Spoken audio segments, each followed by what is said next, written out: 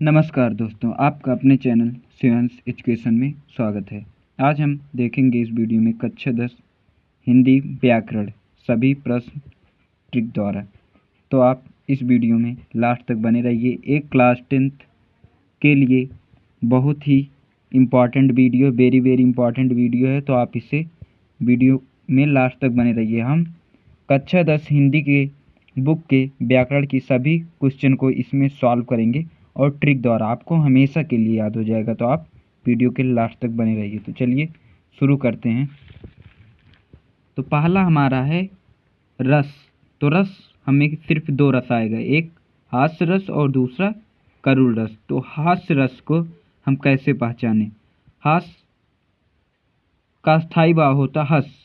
हस माने हंसना। जहाँ पर किसी व्यक्ति की अनोखी आकृति या चित्र को देखकर हमें मन में हंसी या मुस्कान आए तो वहाँ पर हम क्या होगा? हास्य रस। आप इसी से याद कर लीजिए, हास्य माने हंसना और मुस्कुराना। ये सब आए वहाँ पे हास्य रस होगा। उदाहरण, प्रति सुनी उसकाही अकुसाही, देख दशा हरिगन मुस्काही। तो इसमें मुस्काही शब्द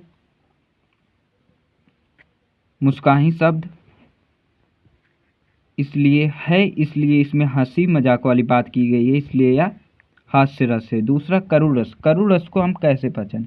करुण रस का स्थायी भाव होता है शोक। शोक माने विलाप, रोना, ये सब शोक में आता है। प्रिय व्यक्ति की को पीड़ा या मनपसंद वस्तु का नष्ट हो जाना, ये सब करुण रस के भाव हैं। तो उदाहरण इसका है, करही विलाप अनेक प्रकारा, प्रही भूमि तल बारही बारा। तो इसमें विलाप मतलब रोना, ये शब्द आया है, इसलिए ये करुण रस है। सिर्फ आप अस्थायी भाव माने शोक। शोक माने होता है रोना, विलाप करना, ये सब अस्थायी भाव के लक्षण हैं। तो नेक्स्ट है अलंकार। तो अलंकार भी इम्पॉर्टेंट है। अलंकार सिर्फ अर्थ अलंकार का आएगा, जिसमें उपमा, रूपक, उत्प्रेक्षा, ये 3 अलंकार आएंगे। तो उपमा मतलब एक व्यक्ति या वस्तु को दूसरे व्यक्ति या वस्तु के साथ उपमा करना। तो इसका ट्रिक है, तो ट्रिक सा सी सरिस, मतलब अगर वाक्य के बीच में ये सब शब्द आते हैं तो उसमें हमारा उपमा अलंकार सही होगा। तो देखते हैं इसका उदाहरण, पीपर पात सरिस मंडोला शब्द के। तो इस उदाहरण में हमें ट्रिक में देखा था सा सी सरिस, तो इसमें हमारा क्या आया है? सरिस आया है, इसलिए हमारा क्या हो जाएगा? इसलिए इसमें सरिस आया, इसलिए हमारा क्या हो जाएगा? उपमा अलंकार। जहाँ वाक्य के बीच में सा सी सरिस आदि शब्द आए तो उसमें आप उपमा अलंकार टिक कर दीजिएगा, आपका 110% सही रहेगा। तो नेक्स्ट है रूपक अलंकार। रूपक अलंकार शब्द के बीच योजक चिन्ह हो, मतलब वाक्य में शब्दों के बीच योजक चिन्ह रहेगा तो वहाँ हमारा क्या होगा? रूपक अलंकार होता है। तो उदाहरण देखते हैं, चरण कमल बंदो हरिराई। तो इसमें चरण और कमल के बीच हमारा योजक चिन्ह ए होता है, ये है योजक चिन्ह। तो योजक चिन्ह है वाक्य के बीच में, इसलिए हमारा क्या हो जाएगा?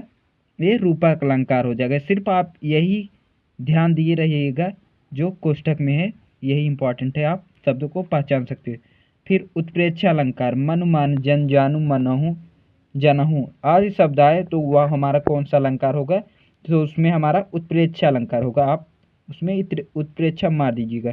उदाहरण देखिए, सोहत ओढ़त पीठ पाटु श्याम सलोने गात, मानो नीलमन शैल पर अतप्रायो प्रभात।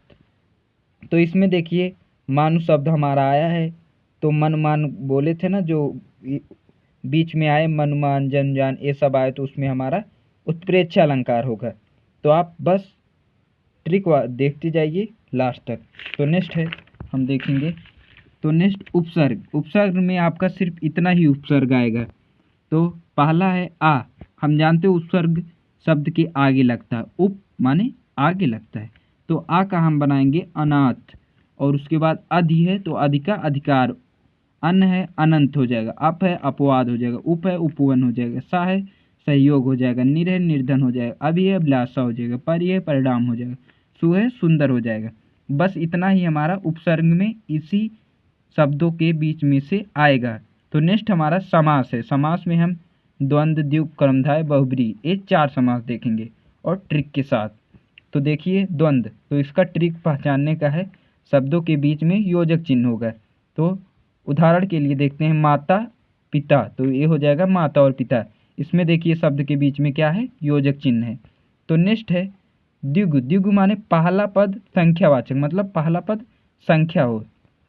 संख्या जान रहे हैं 1 2 3 4 1 2 3 4 ये सब संख्या है। तो उदाहरण के लिए चौराहा। चौराहा माने 4 राहों का समूह, जिसे हम चौराहा कहते हैं। तो देखिए पहला पद क्या है हमारा, संख्यावाचक है, इसलिए ये हमारा द्विगु समास हो गया। नेक्स्ट है क्रमधारय समास। क्रमधारय समास, तो इसमें विशेषण और विशेष, मतलब एक शब्द दूसरे शब्द की विशेषता बताता है। तो उदाहरण के लिए मधुर वाणी, तो वाणी कैसी है, मीठी है, तो या वाणी को हमारे विशेषता बता रही है। तो नेक्स्ट है बहुब्रीहि समास, अन्य पद प्रधान हो। तो बहुब्रीहि समास में ज़्यादातर देवी देवताओं आदि का ही पूछेगा। तो लंबोदर में जिसका उदर लंबा हो, तो किसका उदर लंबा है, किसका पेट लंबा है, तो गणेश जी हैं। तो नेक्स्ट देखते हैं तद्भव तत्सम। तो तद्भव उदाहरण के लिए अग्नि और आग। तो तद्भव हमारा संस्कृत शब्द होगा और तत्सम हमारा क्या होगा, हिंदी शब्द। अग्नि का हिंदी में लिखेंगे आग, और अग्नि हमारा संस्कृत शब्द है। तो पर्यायवाची देखते हैं, 2 पर्यायवाची आप और याद कर लीजिएगा। तो ये बहुत बार बोर्ड में आया है। आकाश, तो आकाश का होगा नभ गगन आसमान। तो जल, जल का होगा पानी नीर तोय। बस इतना ही आप तैयार करके जाइएगा, एकदम बढ़िया से तैयार कीजिएगा। बस मिलते हैं नए वीडियो के साथ, तब तक के लिए जय हिंद।